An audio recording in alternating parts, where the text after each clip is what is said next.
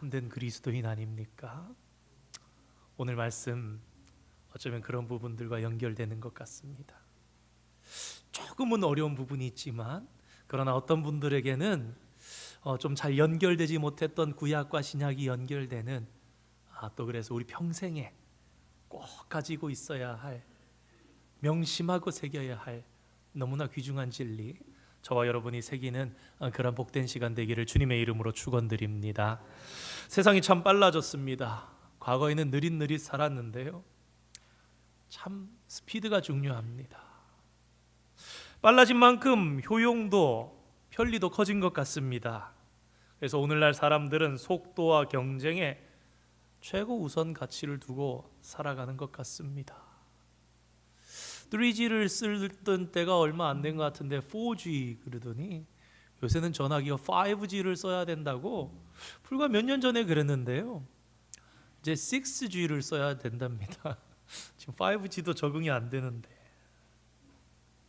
교회도 그동안 경제 성장과 더불어서 많은 규모의 성장을 이루었습니다. 사실이죠. 그런데 도대체 어떻게 된 일일까요? 빠르게 달려왔는데 우리의 가슴 속이 때때로 휑하고 메마른 것 같습니다. 때때로 그런 사막처럼 메마른 내 영혼의 민낯을 문득 마주하면 덜컥 겁이 납니다. 선한 선생님이여, 내가 어찌하여 영생을 얻으리까?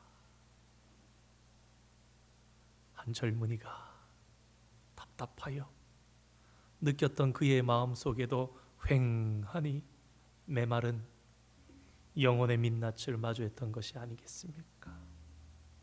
성도 여러분, 우리는 그동안 무엇을 잃어버리며 살아온 것일까요? 가만히 생각해 보면 우리는 그동안 머무르지 못했습니다. 잠잠하게 앉아있지를 잘 못했습니다.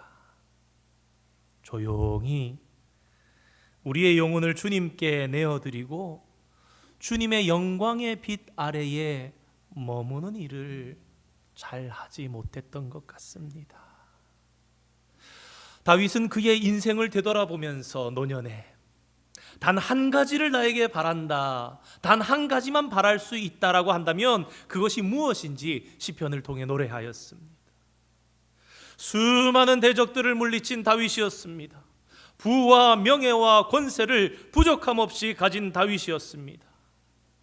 그러했던 다윗이 그러나 인생의 가장 절정의 순간에 감당할 수 없는 인간 영혼의 깊은 어둠을 경험하면서 다윗은 다시 한번 자신의 인생을 총정리해 보았습니다. 그러면서 내 인생의 가장 중요한 것이 무엇인지, 내 삶의 가장 소중한 시간이 무엇이었는지, 그것을 오늘 시편에 정리하고 있습니다.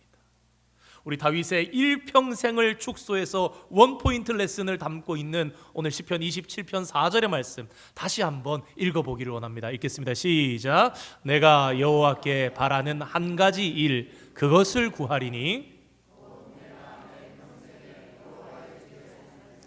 여호와의 아름다움을 바라보며 그의 성전에서 사모하는 그것이라. 아멘. 다윗은 여호와의 아름다움을 바라보는 것을 사모했습니다. 그리고 그것이면 충분하다고 우리에게 가르쳐 줍니다. 그런데 대부분의 신앙인들의 생각이 이런 다윗의 생각과는 다른 것을 종종 발견하게 됩니다. 여호와의 아름다움을 바라보는 것은 잠시면 충분하고, 여호와의 영광의 아름다움을 바라봤으니 이제 빨리 하나님의 일을 위해서 달려가야 한다, 그렇게 이야기하고 그렇게 행동합니다. 말로는 그리스도의 아름다움을 바라보는 것이 중요하다고 하지만 우리의 실제 생활은, 실상은 그렇게 하지 못하는 경우가 너무나 많이 있는 것입니다.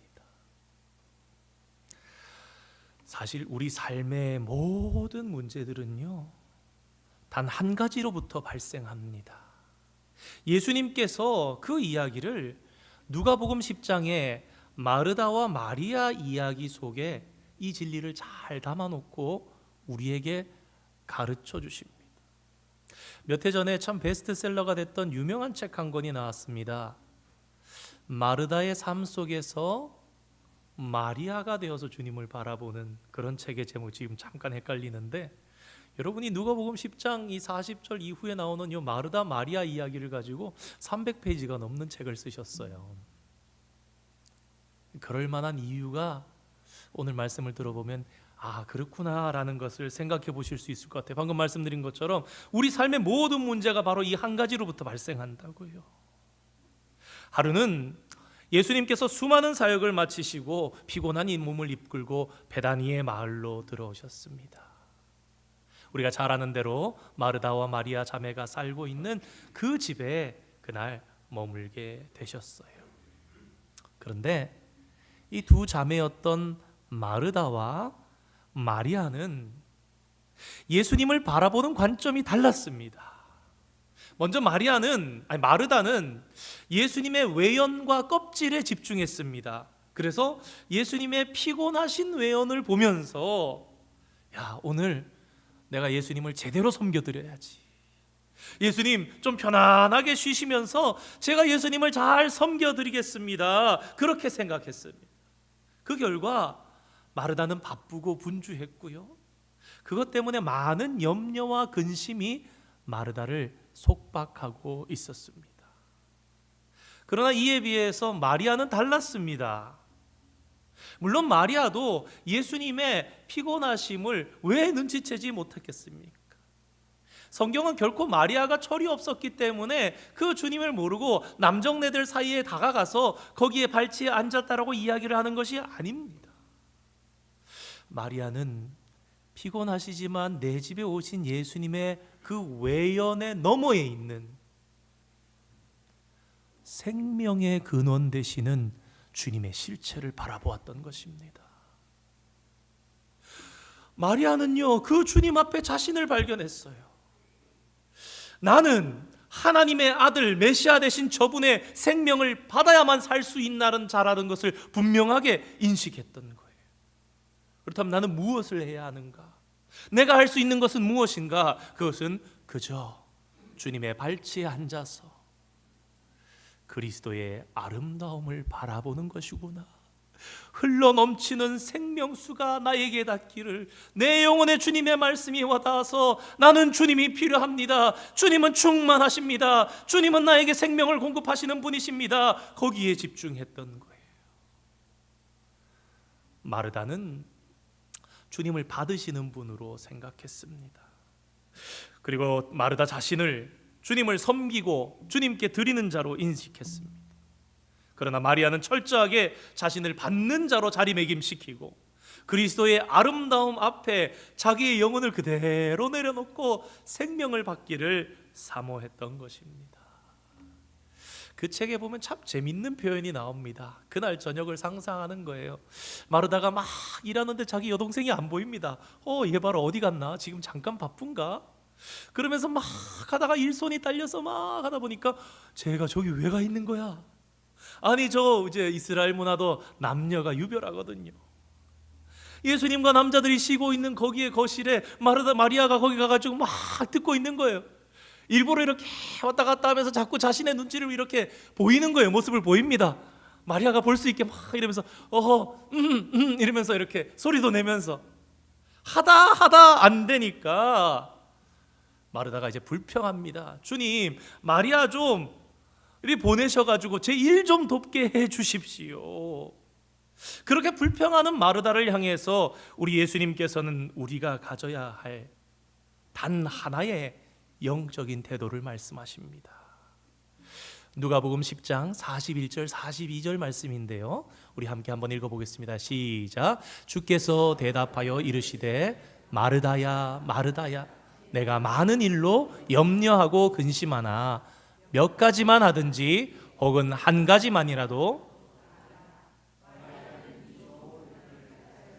빼앗기지 아니하리라 하시니라. 아멘. 예수님 마리아를 칭찬하십니다. 최근 몇 해 전에 발견된 성경 사본에 보니까요, 오늘 이 누가복음 10장 42절 말씀에 몇 가지만 하든지 혹은 한 가지만이라도, 요 부분이 그 사본에는 한 가지만이라도만 기록되어 있는 것을 발견했다고 그래요. 이 말씀을 생각해 보면요, 주님은 우리에게 이렇게 말씀하시는 거예요. 얘야, 한 가지만 있으면 족하니, 한 가지만 있으면 족하며 결코 그것을 빼앗기지 않을 것이라고 말씀하신 거예요. 그것은 바로 마리아처럼 주님의 발치에 앉는 것입니다. 여러분, 마르다처럼 서서 분주하게 일하는 것이 아니에요. 우리 신앙인에게 있어서 가장 중요한 우리의 프라이어리티, 한 가지만 해야 한다면 꼭 해야 하는 것, 우리의 신앙생활에 앉아서 잠잠히 주님의 아름다움을 바라보는 것. 수요예배 때 몇 주간, 지난달이었었나요? 지지난달이었었나요? 묵상에 대한 주제로 말씀을 드렸었습니다. 그것이 바로 묵상입니다.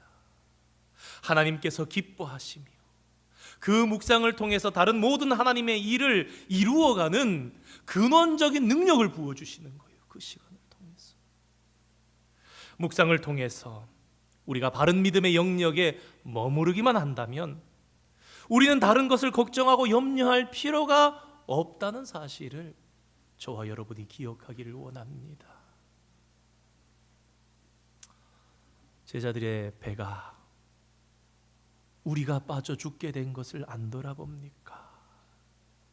일전에 한번 말씀드렸었죠. 한 1, 2년 전이었나요? 뱀같이 지혜롭고 비둘기같이 순결하라. 흔들리는 세상 속에서 우리가 항상 절대 평안, 예수 그리스도의 절대 평안을 누릴 수 있는 것 딱 하나예요. 뭡니까? 어떤 상황 속에서도 주님을 묵상하는 것, 주님께 집중하는 것. 세상의 주인이, 만왕의 왕이 내가 믿는 주님이신데 세상은 흔들릴지라도 내 마음은 흔들리지 않는 거예요. 내가 탄 배는 흔들릴지라도 내 마음은 흔들리지 않는 거예요. 왜? 주님이 주인이신데. 그래서 다윗은 고백했던 거예요. 오직 한 가지, 주님의 영광을 사모하며 그것을 바라보는 것. 여러분, 한 가지 오늘 반드시 기억하시기 바랍니다. 우리가 바르게 묵상하고 있다면 우리의 삶 속에 어떤 여러 가지 문제가 닥친다 할지라도 그것을 염려하고 걱정할 필요가 없다는 사실을 기억하시면서 항상 주님을 붙잡고 항상 주님의 발치에 앉아서 주님의 축복을 누리며 영생수를 마시는 저와 여러분 되시기를 주님의 이름으로 축원드립니다.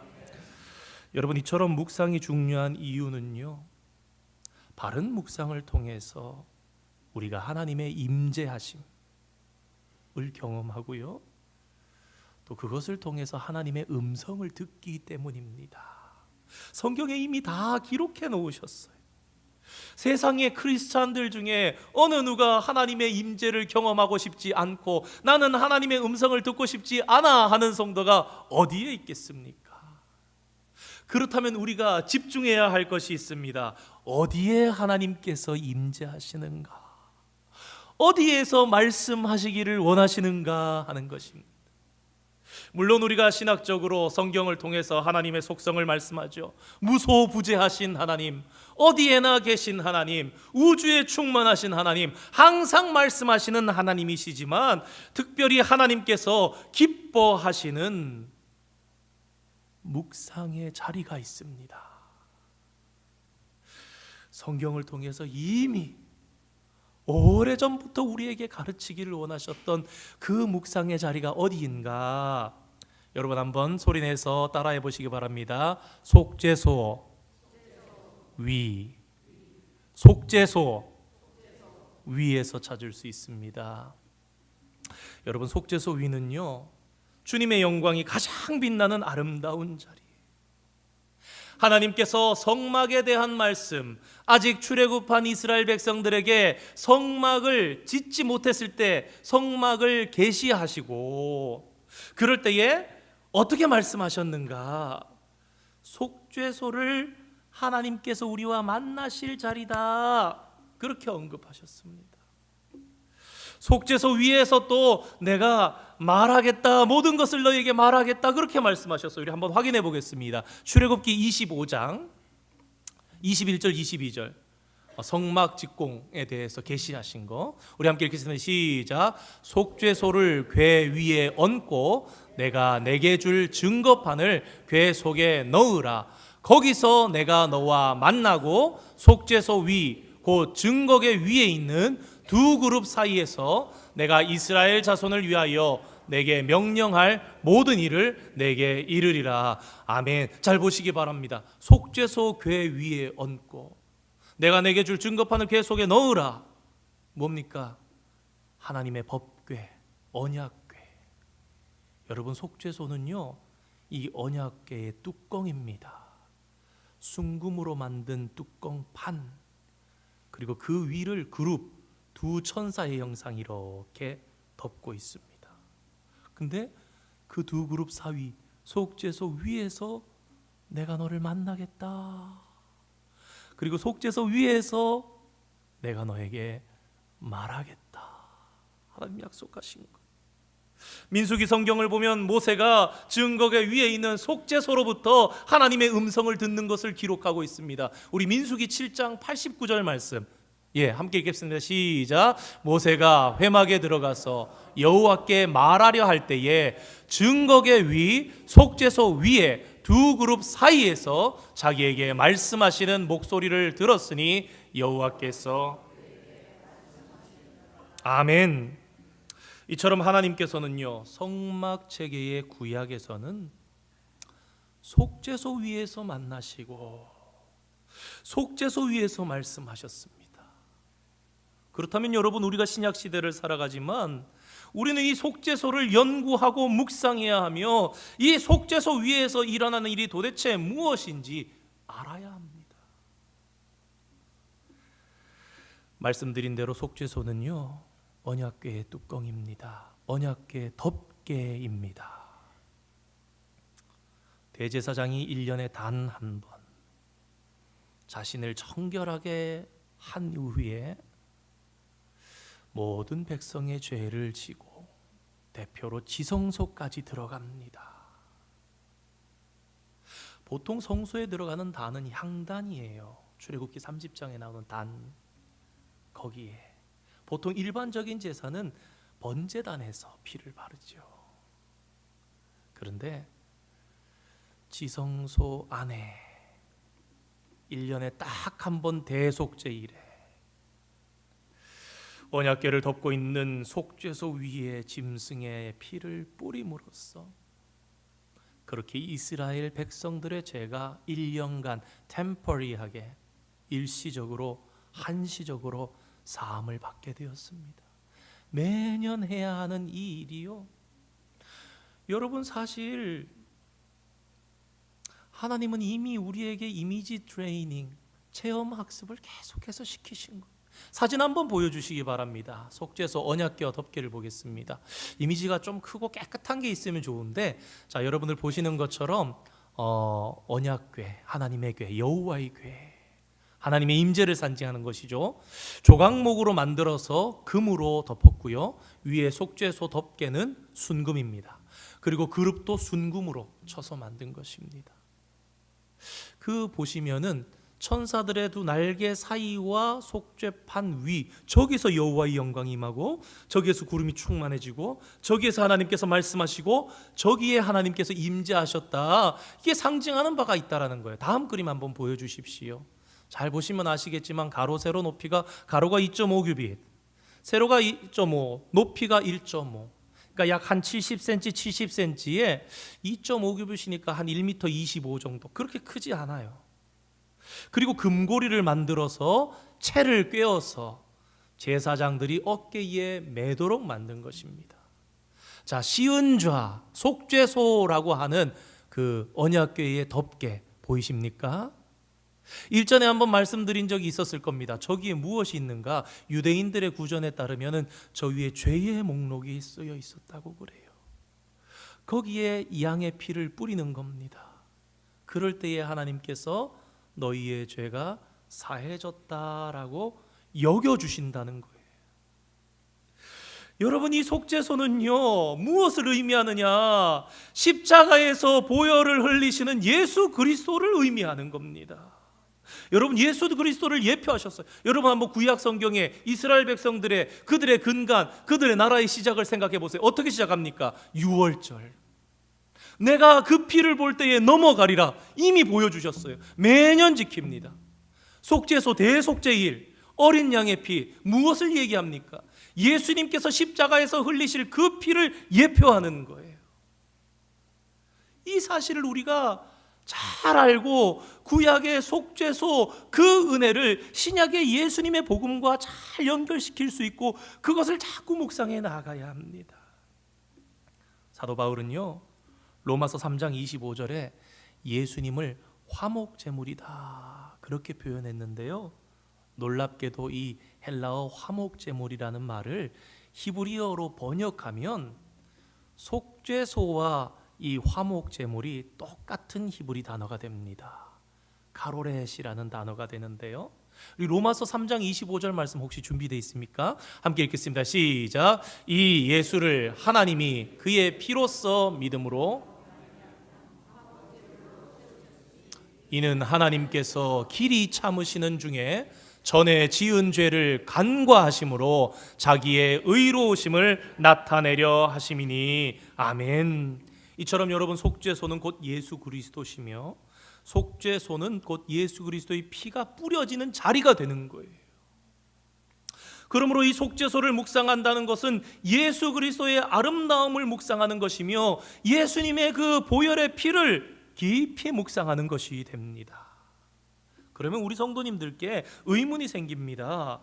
목사님, 속죄소가 왜 아름다운 곳이 됩니까? 피가 흘려지는 처참한 자리가 아닙니까? 예, 그렇지요. 그러면 왜 그 자리가 아름다움을 묵상하는 자리가 될 수 있는 것입니까? 쉽게 말씀을 드리겠습니다.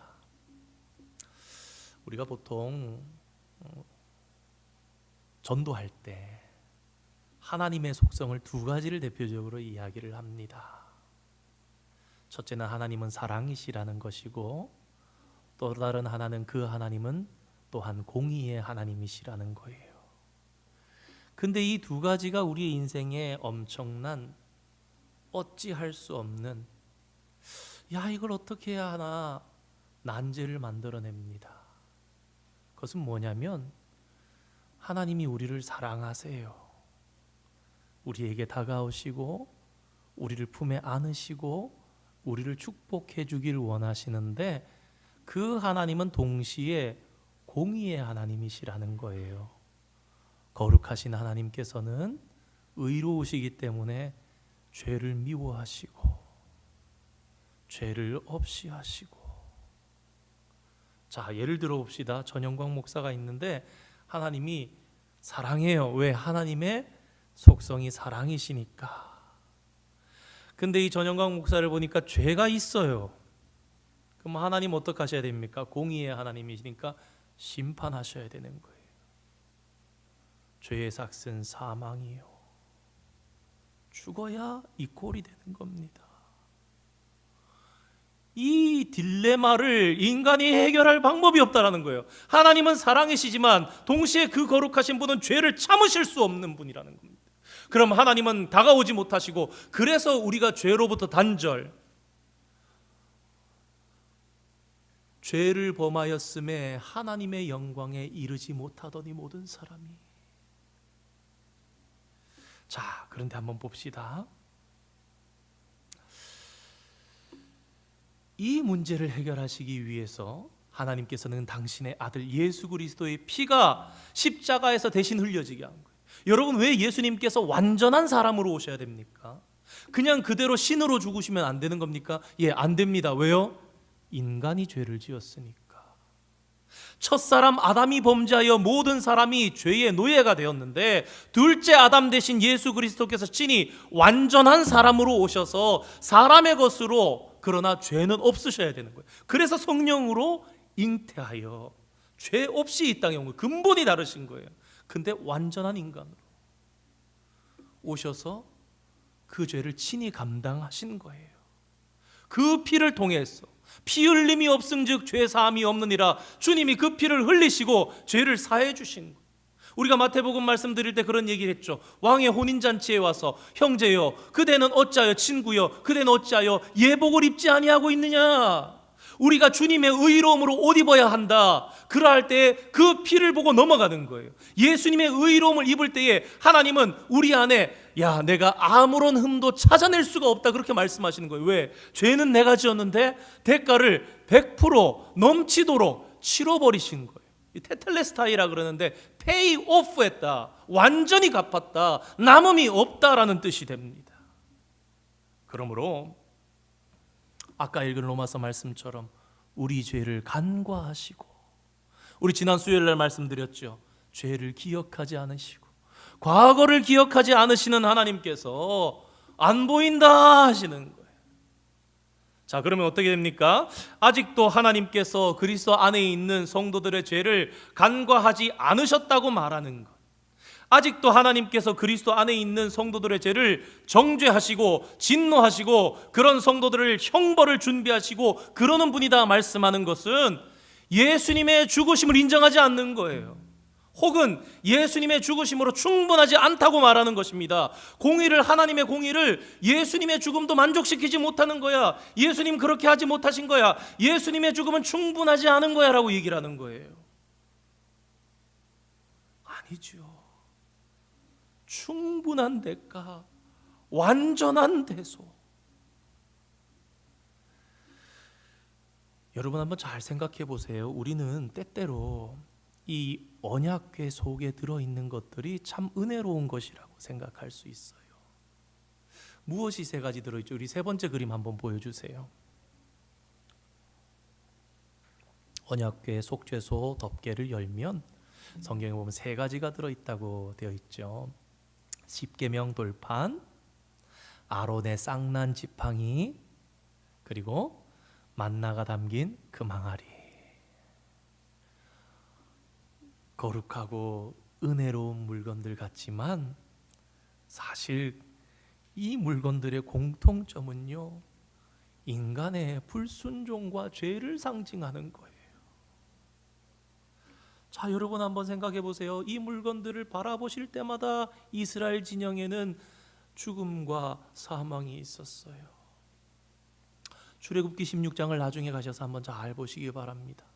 엊그저께 바다가 갈라져서 건너왔어요. 바다가 육지처럼 되고 옆에 바닷물이 벽으로 선 것을 보면서 지나왔습니다. 얼마나 은혜로웠는지 모세가 찬양하고 미리암과 여인들이 막 속옷치면서 주거니 받거니 주거니 받거니 그러면서 막 찬양을 했어요. 그러고 2, 3일 지났는데 불평을 합니다. 뭐라고요? 왜 하나님은 이런 광야까지 우리를 이끌어내가지고 굶어 죽게 만드냐. 원망하고 불평. 엊그제 바다가 갈라졌는데 우리가 애굽에 있었으면 좋았을 뻔하였도다. 거기에 고기 가마 옆에 앉아서 잘 먹은 것처럼. 여러분, 그럴 때 베풀어 주신 것이 만나예요. 그 만나도 허겁지겁 막 내일도 또 내릴 건데 막 토요일에는 이틀 치고도 그 다음날 안 썩을 건데 믿지 못한 불순종 불의를 보였다. 여러분, 십계명 돌판 있을 때 무슨 사건이 있었어요? 백성이 방자히 행하니 우상을 섬기느라고 얼마나 이제 모세가 내려왔는데 십계 돌판을 던져가지고 깨뜨렸는데도 진정이 안 되는 거예요. 그래서 선포한 거니 여호와 편에 서 있는 자들은 다 나오라. 그래서 뭐라 그럽니까? 너희는 이 진영을 다니면서 친구도 가족도 보지 않고 죽이라. 3,000명을 죽였을 때 그때 진정이 된 거예요. 백성들 얼마나 방자하게 뛰어노는지. 여러분 십계명 돌판에 그런 의미입니다. 아론의 쌍난 지팡이 뭡니까? 왜 아론만 대제사장 하냐? 우리도 할 수 있다. 우리도 하나님께서 얼마든지 택할 수 있지 않느냐? 모세와 아론의 권위에 대해서 도전하면서 나올 때, 하나님께서 선택하신 것을 믿지 않으면서 불순종할 때에 다 들고 나온 지팡이에서 꺾여져 나온 지팡이인데, 거기서 아론의 지팡이에서만 싹이 난 거예요. 살구나무는요, 보증을 뜻하는 히브리어 단어가 동의어입니다. 내가 보증한다. 아론 맞지 않냐? 꺾였는데 이파리가 피어나오지 않느냐라고 한 거예요. 그러니까요, 이 언약궤 속에 들어있는 건 은혜로운 것들이 아니라 인간의 불순종과 인간의 원망과 불평과 죄악들이 가득히 있는 거예요. 자, 그럼 보세요. 하나님께서 만군의 하나님 여호와 시운자에서 보실 때에 보입니다. 인간의 부족함, 인간의 연약함, 인간의 죄악이 보인다 이거예요. 하나님께서 이 땅에서 꿰뚫어 보시지 못하시는 것이 있습니까? 다 보십니다. 옛날에 슈퍼맨 영화 보면은 슈퍼맨 한번 딱 보면 건물 안에 쫙 다 보이죠. 하나님 다 보시는 거예요. 그런데 그런 하나님의 시선에 세상에서 유일하게 통과하지 못하는 단 하나의 예외가 있으니, 여러분 그게 무엇입니까? 따라하시기 바랍니다. 예수님의 보혈. 예수님의 보혈. 아멘. 거기에 주님의 피를 뿌릴 것을, 6월절 그 양의 피를 볼 때에 내가 너를 넘어가리라. 속죄소에서 아사셀 어린 양을 광야로 보내고 한 마리의 제속죄일의 양을 잡을 때 뿌릴 때에 주님이 안 보이신다, 안 보이신다 하나님께서 계속 선언하시고 마침내 그 사건을 이루신 사건이 십자가의 사건이란 말이에요. 한 15년쯤 전인가요, 제가 대단히 흥미로운 주제를 가진 그런 연구를 하신 분의 이렇게 강의를 들은 적이 있습니다. 만약 그분이 양심적이고 진짜 사실이라면 그분의 연구 결과가 무엇이었냐면 이런 것이었습니다. 갈보리 십자가에, 골고다에 예수님께서 십자가에 못 박히셨는데 마태복음에 보면은요, 그때에 뭐라고 되어 있죠? 바위가 터지며 예수님의 피가 그 십자가에서 뚝뚝 떨어집니다. 그런데 그 자리에 갈라지면서 하나님의 언약궤가 어디서 발견됐느냐? 그 지하에서 발견됐다는 거예요. 그 틈이 갈라지면서 주님의 피가 놀랍게도 발견될 당시, 얼마나 오랜 수백 년의 시간 동안 주님의 이게 하나님께서 명령하신 그 언약궤를 찾지 못했는데 찾아냈다라는 것을 이제 기사를 보았습니다. 봤더니 그 시흔좌에 예수님의 보혈이 떨어져 내렸다라는 그런 이야기가, 이렇게 연구가 발견이 담겨 있는 것을 보았습니다. 제가 가서 본 건 아닙니다. 사실이 아닐 가능성도 있겠죠. 그러나 그분이 양심적이라면, 진짜라면 그럴 만한 의미 있는 것이다. 정말 하나님 그렇게 하셨나? 감동이 밀려올 만한 그런 사실이라고 생각됩니다. 그렇습니다. 하나님께서는요, 예수님의 피로 우리 모든 죄를 간과하시고, 오늘 저와 여러분이 어떻게 하나님의 자녀라 그럽니까? 죄가 있으면 죽어야 되는데 어떻게 오늘 와서 예배합니까? 하나님이 우리 정수리마다 묻어있는 예수님의 보혈, 정수리마다 묻어있는 예수님의 보혈을 보면서 아이고 내 사랑하는 딸, 우와 내 사랑하는 아들, 너무 멋져 너무 멋져 그러면서 지성소의 휘장이 찢어지면서 하나님이 밖으로 나오셔서 우리를 품으시고 축복하시고 우리를 안으셔도 우리가 괜찮아질 수 있는 이유가 뭡니까? 주님의 보혈을 이제 우리가 입었기 때문에, 그 자리가 가장 아름다운 자리이기 때문에. 그러기에 하나님께서는 당신의 백성들이 속죄소 위에서 일어난 십자가의 사건을 늘 생각하면서 예수님의 아름다움을 지속적으로 묵상하기를 원하시는 것입니다. 예수 그리스도의 아름다움을 묵상할 때 하나님께서 당신의 백성을 깊이 만나세요. 우리가 하나님과 깊은 임재 속으로 들어갈 수 있는 것이 다윗이 얘기했던 이거에 딱 하나, 여호와의 아름다움 영광을 사모하면서 뭐예요? 묵상하는 거. 여러분, 묵상이 무엇입니까? 묵상은 하나님께서 나에게 말을 걸어오실 때까지 기다립니다. 기다리면서 무엇을 해야 합니까? 그리스도의 아름다움을 바라보며. 마치 소가 되새김질을 하면서 소화시키듯이 그리스도의 아름다움을 묵상하고 또 묵상하고 또 묵상하는 중에 우리는 그렇게 하나님의 임재를 경험하게 되고 그 속에서 하나님의 들려오는 음성을 듣게 되는 거예요. 그러나 그리스도의 아름다움이 아닌 정죄와 심판과 혹 하나님을 섬기려고 애쓰는 인간의 노력을 묵상하다 보면 마치 마르다같이 오히려 많은 것으로 인하여 근심하고 염려하고 두려워하는 자리로 우리가 가게 되는 것입니다.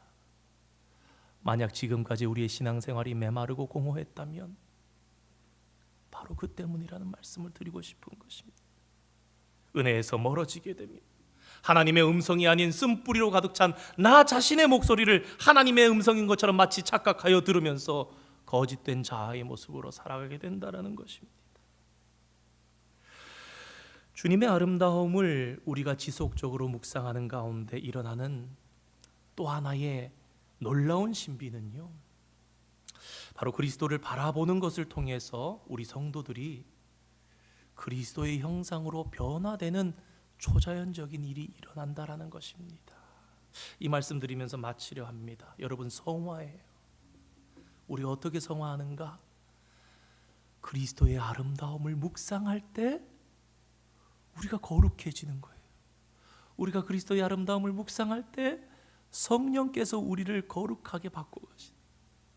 고린도후서 3장 18절 말씀에 보면요, 사도 바울이 모세 이야기를 합니다. 이 이야기 잠깐 한번 보겠습니다. 함께 읽겠습니다. 시작. 우리가 다 수건을 벗은 얼굴로 주의 영광을 보매 그와 같은 형상으로 변화하여 영광에서 영광에 이르니 곧 주의 영으로 말미암음이니라. 아멘. 모세가요, 하나님을 섬깁니다. 백성들을 대표해서 하나님께 자꾸 가까이 갑니다. 자꾸 하나님을 가까이 섬기다 보니까 얼굴에서 빛이 납니다. 여러분, 그러나 이 모세의 얼굴의 빛은요, 완전한 것이 아니고 영원한 것이 아니었어요. 사라지는 거죠.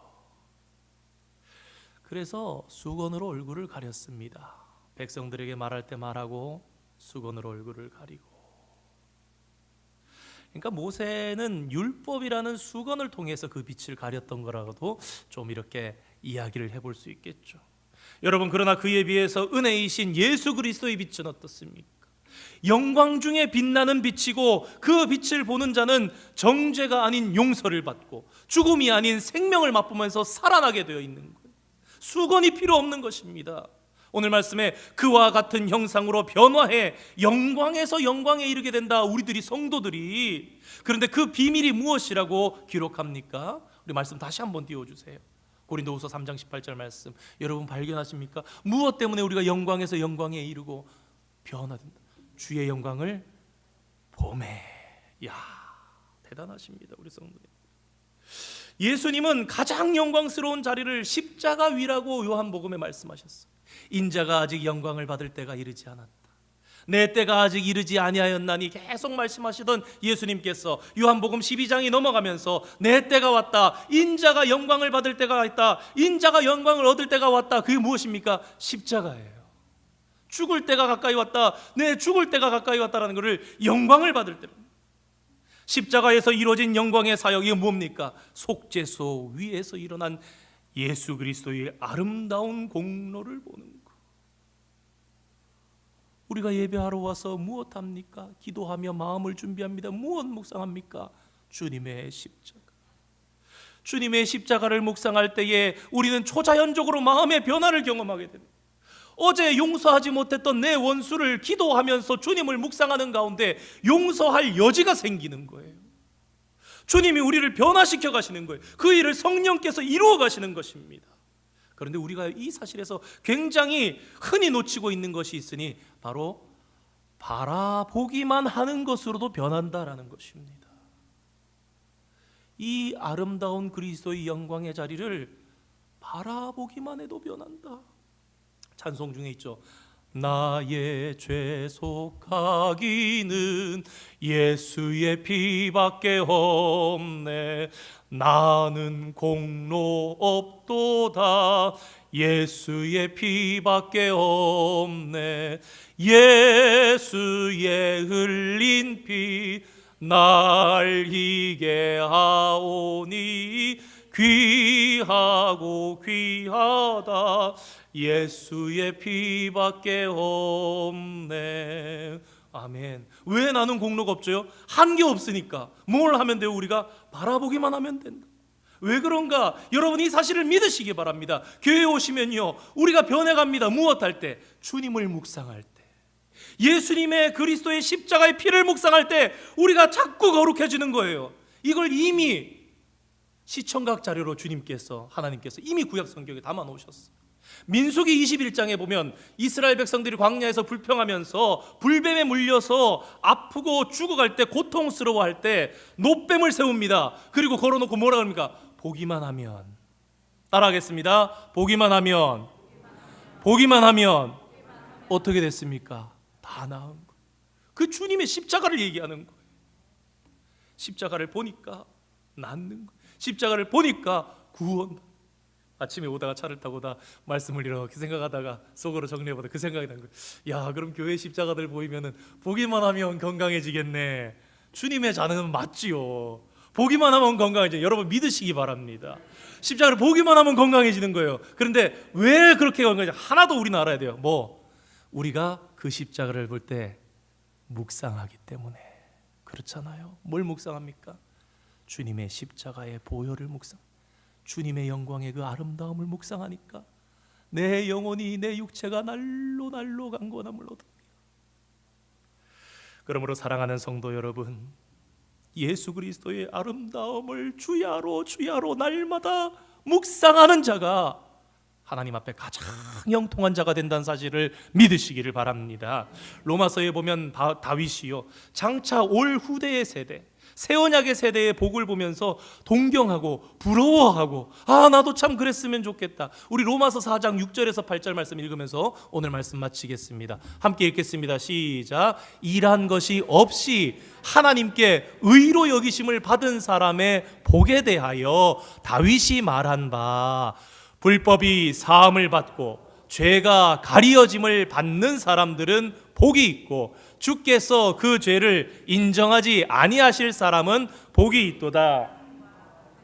아멘이십니까? 사랑하는 성도 여러분, 오늘 저와 여러분은 다윗이 동경했던 바로 그 시대를 살아가고 있는 사람들입니다. 우리 오늘 시편 27편 4절 말씀 다시 한번 그 사실을 생각하시면서 읽고 마치겠습니다. 시편 27편 4절 읽겠습니다. 시작. 내가 여호와께 바라는 한 가지 그것을 구하리니 곧 내가 내 평생에 여호와의 집에 살면서 여호와의 아름다움을 바라보며 그의 성전에서 사모하는 그것이니라. 아멘. 예수 그리스도의 아름다움을 묵상하는 것이 오늘 저와 여러분의 평생의 소원이자 평생의 인생의 모든 문제를 해결하는 놀라운 능력이 되기를 주님의 이름으로 축원드립니다. 기도하겠습니다. 거룩하신 하나님,